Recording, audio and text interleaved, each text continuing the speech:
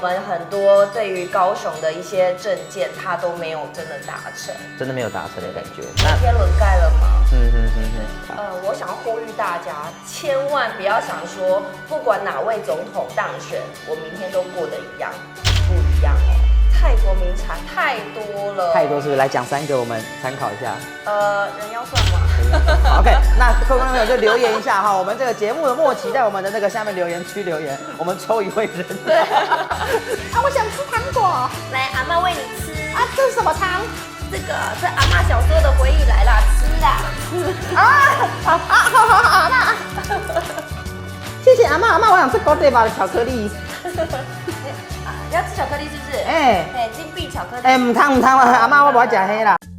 看看政治，听听时事，评论新闻就看今日。各位观众朋友，大家好，欢迎收看本周的闹笑人呐。今天呢，我们请到了一位非常也算是蛮有知名度的一位这个美女来我们的节目上跟我们聊一聊，说今天我们要来讨论的这个新闻话题是什么？让我们一起掌声欢迎干脸妹。嗨，主持人好，各位观众朋友大家好，我是干脸妹。好，那跟我一起掌声一下，可以。OK， 好，那来跟这个观众朋友稍微自我介绍一下。嗨，我是干脸妹，我现在你现在160岁，去年不是100了？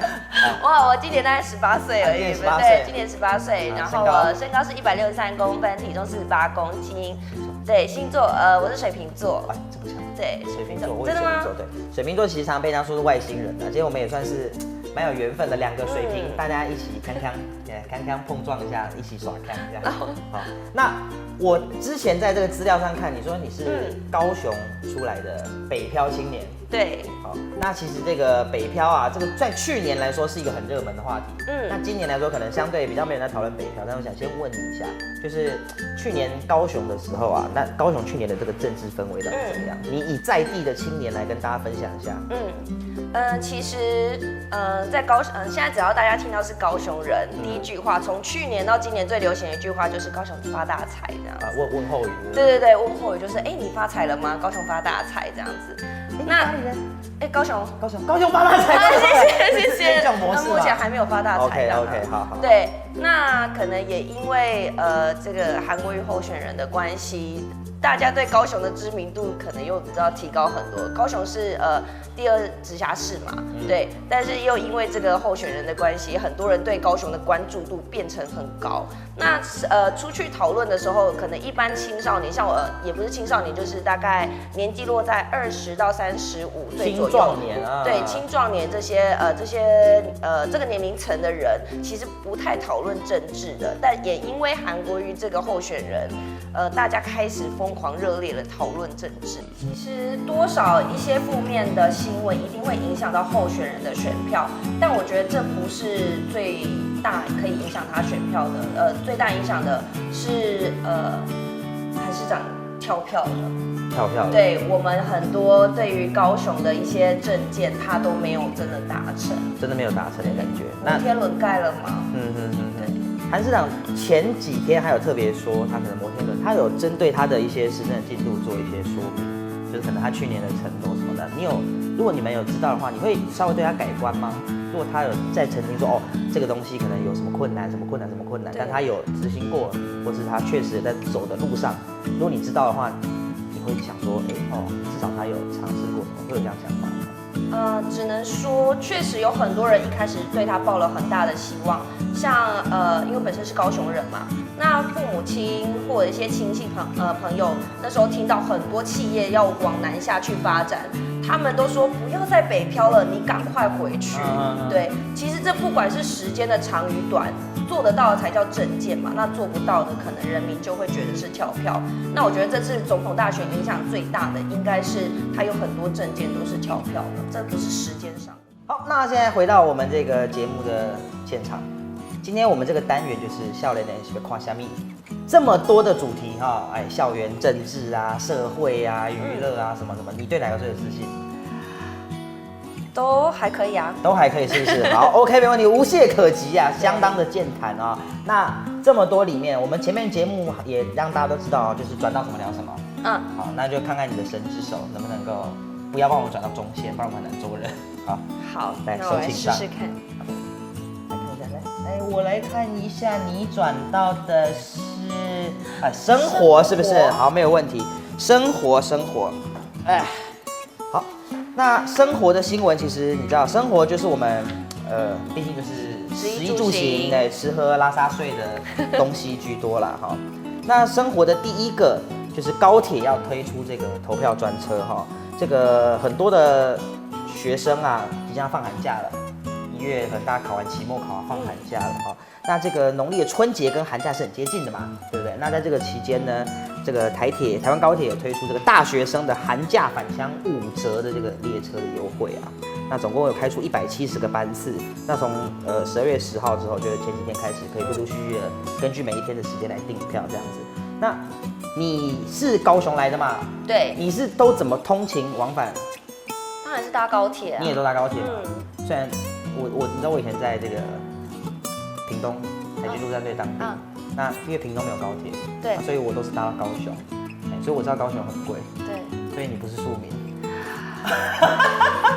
其实真的，对，搭高铁时间比较宝贵啦。对啊，时间比较宝贵啊。我帮你下一个。对，你搭个其他的交通工具4-5个小时。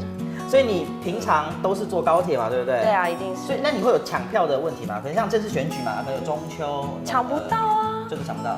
对啊，你搭自由座，你还要跟大家挤在一起，还不敢去上厕所。所以你要站着，你都是站着比较。就忍啊，忍个1-2个小时啊，因为你有车你就要搭，因为它有分比较快的，停的比较少的，对，停比较少的。我记得如果是最快的，好像是1个小时34分钟，从台北车站到大概40分到高雄。对是。我说真的，高铁不是很划算，不是不划算，不是很便宜啦。对，不是很便宜。对，毕竟这个是也是一个很来回要3000。对，那你觉得这样搭下去，你不会觉得很心痛？所以我妈最近很少看到我。哦，你北漂嘛，毕竟对工作赚辛苦的钱嘛。我们现在都用视讯啦。那你今年会做这个回去投票吗？是为了投票回去，还是只是？都会啊，这次肯定会回去的。这次一定要投票。对。所以也可以看得出来，这个年轻人在今年这个投票率着实的有。对啊，我们为了台湾要努力一点了。蛮多，因为其实年轻人大部分就要么手投，要么在这一次而已，所以或许啦，我们可以从这个端倪中看出来，就过去几年总统大选这个投票率其实是逐年下降的。对。到了去年蔡英文当选，2016年那年是66%。那今年的话，就可以看一下投票有没有回到过去几年，可以看得出来说，网络跟这个媒体有没有带给台湾的年轻人更强的政治参与度啦。我想要呼吁大家，千万不要想说，不管哪位总统当选，我明天都过得一样，不一样哦。对啦，确实是有这个问题啦。可能过去几年大家觉得都好像就是我就一样工作赚钱，对。但确实总统他的决策方向跟他的行政团队是会影响大家生活多少而已。整个经济都会有影响。OK。那接下来这个第2则新闻也跟高铁是相关的哈，在这个云林的县的第1选区，这个立法委员的参选人张家俊，他在这个高铁云林站前面抗议说，云林人不是次等公民，好，那他希望可以争取这个高铁停云林的班次。像我们刚刚前面有说，其实高铁它不是每一台车都会停每一站嘛，那基本上一定会停的就是台北啊、南港啊、高雄啊、板桥跟台中这些大站。所以你觉得，因为你也不是云林或者是其他地方的人嘛，那你觉得这些地方他们人口一定是相对少的？对。你觉得有需要增加班次吗？我觉得很需要啊，像有一次要去彰化玩，我帮彰化人争取一下高铁。像去彰化或云林一些地方玩，你可能只能搭火车或者是你搭高铁搭到台中，再转车或搭到其中一个地方。但高雄人没有这种疑虑啦。其实高雄也算是交通算是方便的一个地方嘛。所以高雄的捷运其实跟台北的捷运是不一样的，差蛮多的耶。高雄的捷运其实它是赔本生意，而且是赔大本生意，跟台北的相对来说使用率是少的。所以很多人会从高雄，其实高雄很多人从这个地方去套出来到其他县市的交通，说这个地方。当然啦，一定是不是坏事，对人民来说不是坏事，是便民的东西嘛。但是会不会有浪费的嫌疑？肯定是会有的啊。所以那如果是你的话，你要怎么做取舍？我觉得可以用投票来决定，像高雄的站，可能大家可以投票，票数比较高的，比如说有4-5个站，票数比较高。因为高雄的捷运之所以没什么人搭，是因为它的开口都是在它的出入口在一个比较人烟稀少的地方，找不到是不是？不是，是离我们举一个例子好了，高雄人都知道梦时代吧？梦时代，对，啊，梦时代，对。那它的出口在梦时代，不是走出来是梦时代，它要再搭一个接驳车，接驳车你出来还要再看时间。那如果是你要搭计程车，还是要搭捷运？那个台北的士林站不是大同小异吗？士林站出口就是士林夜市，不是士林夜市的出口也是剑潭。就是对，所以那时候很多人朋友从也是北漂来台北的，或是有外国朋友来的时候说，我要去士林夜市，然后我说好啊，你去啊，然后说士林突然没有士林夜市，开什么搞什么鬼啊？就这个是一样的概念嘛，就是你会觉得说他没有跟站民有对到的感觉是这样嘛，所以说他搭乘比例低，这是很重要的一个原因。对。所以你的取舍，你会希望就是用公民投票的方式来去决定说要不要增加税收，然后来维持这个比较偏乡，可能比较人烟稀少的地方才有人站就对了。接下来这个第3则新闻啊，就是出去玩我们常常出去玩很重要，所以这个你有常去泰国吗？我蛮常去，我今年去了大概3次对，那这个泰国其实之前有说要付这个财力证明，要办签证，去泰国是要办签证的。对，它跟我们很多像日本、韩国是不一样，去泰国是要办签证的。但后来泰国官方又宣布暂缓那其实签证是要钱的。那除了这个要钱之外，他之前说的是要你付财力证明。对。那你自己去泰国办签证的时候，之前是没有这个东西的吗？有啊，过地签。如果说财力证明，财力证明不用。对，那如果他要你付财力证明，你会觉得说这个国家你有什么看法？就是这个国家嚣张吗？还是泰国现在其实说真的，我都想跳机了啊！它现在它的交通非常的方便，而且生活水准其实变很高所以跟我们印象中的泰国是已经不一样了。我们现在我们不是 N 年前的亚洲式小龙了。泰国对，泰国现在很发达。泰国现在很发达，所以你去泰国的感想是完全没有输于台湾。没有啊，它不管是它的娱乐产业、它的夜店，或者是它的餐厅、它的百货公司，都是非常非常的进步的。那你觉得，如果他这个没有宣布暂缓的话，对，它会影响到你去泰国的意愿吗？要出示财力证明？出示财力证明确实是有点麻烦，可能会影响到。但是如果真的想去，我还是会去的。还以为办信用卡好。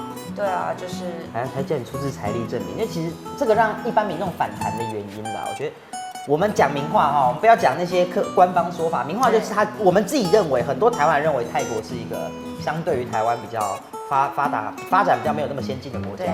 那这种前提之下，他会觉得说，你还要我们出示财力证明，对，你是个什么心态？对。那你之后去泰国的时候，再跟我们分享一下你的经验，跟带一些名产回来。我们下次邀请你来的时候，记得让我们带。好，没问题。因为这是你。上次泰国什么时候？上次大概上个月吧。上个月，对啊。我虽然没有跟你说今天要录这一集，但你也得带一点，对不对？我要带整颗榴莲呢，光跟着皮的一起。榴莲你有买吗？还有什么泰国名产？下次我们来指明一下。泰国名产太多了，太多是不是？来讲3个，我们参考一下。人妖算吗？人妖算。好 ，OK， 那各位观众朋友就留言一下哈，我们这个节目的末期，在我们的那个下面留言区留言，我们抽1位人。对，开什么玩笑？好啦，我们不要再用这些5、4、3的哈，但那个下次要带礼物来是真的哦。OK。好，那接下来呢，我们严肃的新闻我们就到一段落啦。我们每一个周都会做一个这个闹笑脸一定要做，就是网友热搜的哈，乡民在讨论什么的话题。接下来呢，就要看看本周的这个网友到底在聊什么呢？那本周我们今天来要做的这个实测是什么呢？告诉你，看到桌上这2盘满满的糖果了吧？有没有勾起你一些什么童年的回忆 ？memory。对，因为其实这个中华文化里面啊，一年当中最重要的日子是什么呢？就是这个农历新年嘛。小时候以前回老家的时候啊，就会看到那个桌上啊，当然他们是用那种什么精致盒啊，然后这样子。金元宝。对啊，然后进来的时候，阿妈就会这样坐在那边，然后说：“来呀，吃糖，吃那个啊，那个很好吃哎，那个吃的好硬旺旺来啊。”然后阿妈都会这样吗？所以那个回忆，我相信不管是南北的人，多少都会有啦。对。那今天呢，我们也就从我们这个 Now News 的新闻里面找到了这一条哈，网友也在讨论的是什么呢？就是过年的这些年糖。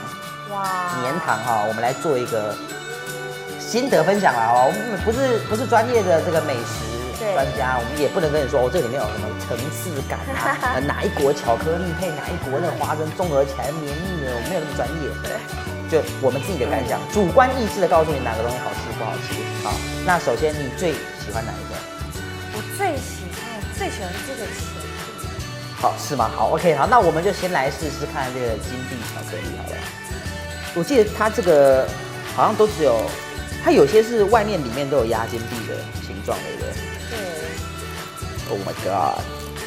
其实我自己对这种传统的年糖没什么。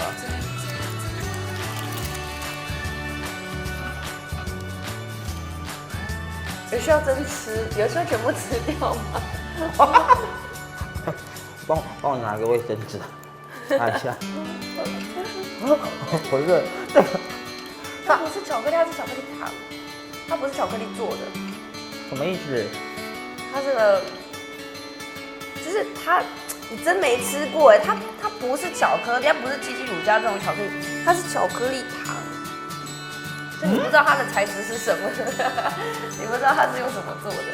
OK， 好，那金币巧克力呢？好吃吗？没关系，没关系。我自己觉得金币巧克力啊，我对它的感想就是，它不是巧克力，就像你刚刚说的，它真的不是我熟悉的那个巧克力啦。所以总结来说，1到10分，你给这个金币巧克力几分？我自己本身是蛮爱吃的，但我给它那个6分好了。好，6分，没错。那专业的评审就是这样给的嘛。第一个东西总是要给的比较保守一点。那接下来，那换我选好了，我一定要选个我觉得比较 OK 的。我们来吃吃看这个哈，这给观众朋友看一下，这个叫做金甘糖哈，金甘糖。金甘糖其实我不太了解金甘糖它是什么成分。糖果的成分。对。你知道这个糖果很珍贵耶？怎么说？现在目前如果大概50几岁的爸爸妈妈，他小时候有吃到就要偷哭了。偷哭？对啊，以前吃到糖果，以前的小朋友没有这么的幸福哎，吃到糖果是多不容易的一件事。金甘糖，它外面包裹的那个糖衣啊，很甜，它非常的甜，可是它的糖甜不会腻哦，有可能是因为紧接在金币巧克力之后，所以它带给我的感觉是非常好的。接下来你选一个，我选一个吗？选这个好了。这个大家的回忆耶，橡皮糖。橡皮糖，那你觉得它看起来是什么口味？橡皮糖？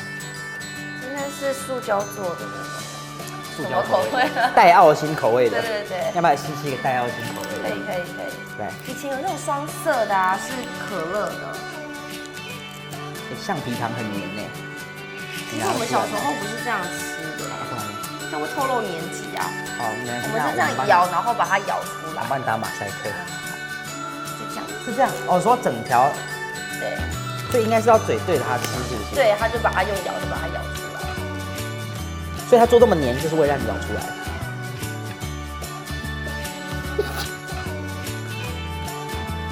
不是你在骗我吗？你是在跟我开玩笑？是真的。那它怎么咬出来啊？很像啊！哎呦！哦，出来了。但就不沾手啊。哦，这个就是安全牌。对。非常保守的一个口味，可乐的。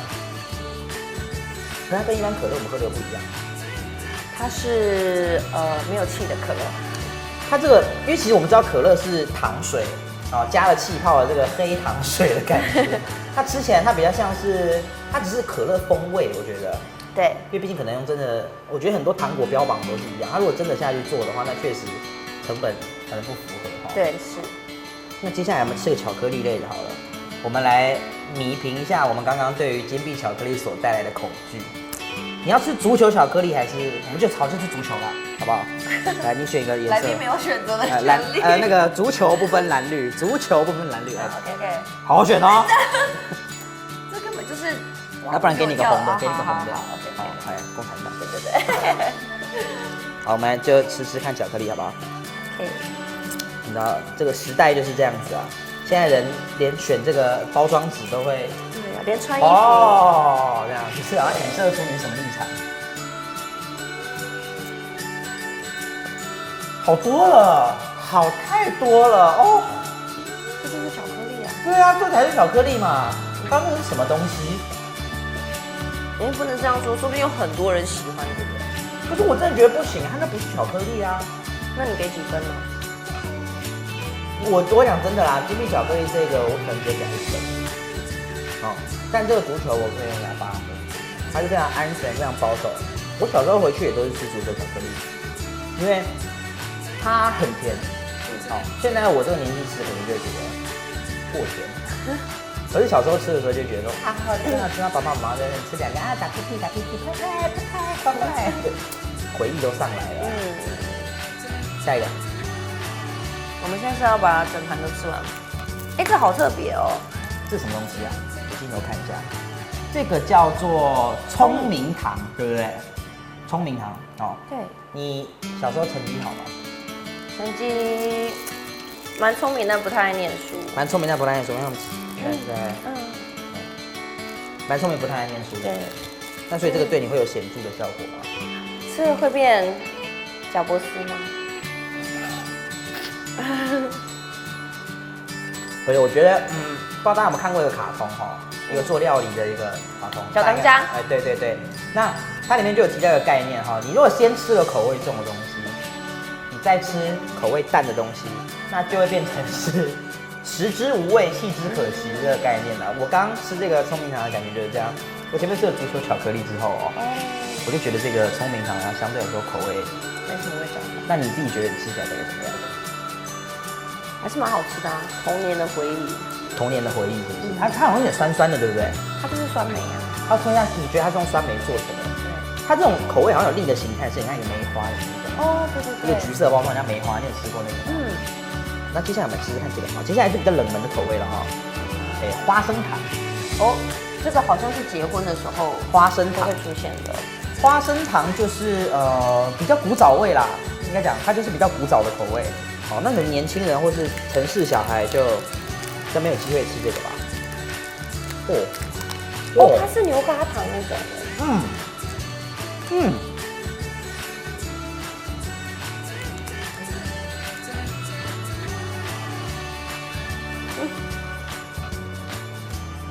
99分，我给99，只有10分嘛，9.9分。你觉得这个是不是目前是在我评价？它这个就好吃哎，它是有层，它这就叫有层次。好，虽然我不是美食专家，我还是要讲。它第一口吃下去是酥的，好，外面的牛奶的皮，里面的花生的糖，然后去是酥的，在你嘴巴含一下之后，它化掉了，对，化成软的，在嘴巴里化，它好黏，很好吃，而且不会过甜，小时候真是不识货，小时候那在吃花生糖，长大之后才知道花生糖多么可贵啊！接下来就是这个啦，来，这个你吃就好。这是3色糖，软糖吗？我自己吃过1次3色糖，我对3色糖有严重的恐惧症。为什么？你吃吃看啊。你现在吃的绿色这一端，对不对？为求公平，来，你转过头来。不好意思，珍珠色彩，这不是共产党。没，不会，我们同样的梗不玩第2次。它就是一般软糖吗？你觉得？它就是一般软糖。那为什么？因为其实3色糖在网友心中的排名，它是前3名的不 OK。你说不 OK 吗？对，因为3色糖，网友说它也有一种更重的塑胶软糖味。它有塑胶味啊，很重的塑胶味，很重的塑胶味。我们有吃到熊软糖，对，熊软糖那个都有塑胶味嘛。对，他说这个有比小朋友他更重的塑胶味。可是你要想，它就是一个怀旧的糖果，以前的就没有功法对啊，没有什么100%纯天然，以前没有什么食安的问题啊。来100%纯天然果汁，然后就标榜这个纯天然，让大家去买单的那种感觉。对所以以前就是100%纯塑嘎，就是确实啦。以前好像大家对于食物的品质吃起来就觉得说，哦，反正以前可能生活比较困苦的时候，能吃就是福了嘛。接下来这个沙士糖来了，沙士糖我们就跟各位网友知道啊，沙士糖是一个非常安全又绝对没有什么问题的一个好吃的糖果啦。沙士糖哈，因为沙士是我们这个有名的特产，台式可乐，应该这样说。没有听过有人说沙士是这个台式可乐的概念。可是沙士，你有知道沙士有分加盐和不加盐？好浓厚的。那你平常你自己觉得这差别在哪里啊？我是其实不知道，我觉得两个会比较差不多。我可以，你可以一边谈一边讲，没关系啊。我们现在就是这样啊。我现在还在讲什么？哎，你自己对沙士糖的印象，对沙士加不加盐的印象是什么？好难讲，还是讲好难讲。不行，你要想办法。好，我觉得沙士糖，我自己很喜欢喝沙士的。可是我曾经看过一个日本人喝沙士，他们觉得很像沙龙巴士的味道。没有啊。他们在街头访问的时候，有等一下，你现在一讲，我突然觉得有了。是不是有沙龙巴士的味道？有。就像你这样，你吸气，是沙龙巴士的味道。果然拨一下肩膀，有一点类似，好类似的味道。它其实吃的就是会让全身的肌肉。就像有人说这个仙草蜜，你喝过仙草蜜吗？人家说仙草蜜会有一股中药味。沙龙巴士的味道越来越重了。好了，没关系，我们来试试看下一个哈。那我们这边还有什么没吃过？七七乳加吗？七七乳加我们等一下再吃好了，我们来试试看这个。然后不是说不能漏掉，不是，我们是节目的主持，对不对？任何时候我们都要掌握这个节目的节奏。可以。所以我们吐掉呢，有时候是无可厚非。这个糖叫什么糖啊？叫做可乐糖。可乐糖哦。对。那我们来试试看这个西方沙士糖的口感怎么样？它的差不多。大家还记得这个吗？就刚刚我们提到这个橡皮糖，好，它只是把这个塑胶的成分降低，然后口味是一模一样的。好吃吗？这小时候干妈店一颗1块钱。没有啊，现在才15块，对啊，看一下。哇，但确实不便宜啊。因为我们印象中，我自己觉得这种就像是一包15块，然后里面有6颗的感觉。可是你的印象是一颗1块的。18呀，18，好了，秘密啊，这个年纪是女人最大秘密啊。那接下来这个桂圆，好，桂圆糖我们来试试看。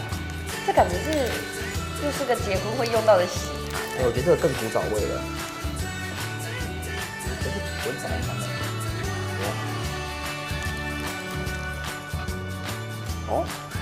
好，来，我们现在做个临时挑战。你看中间那一集哈，好，来，把我放下来。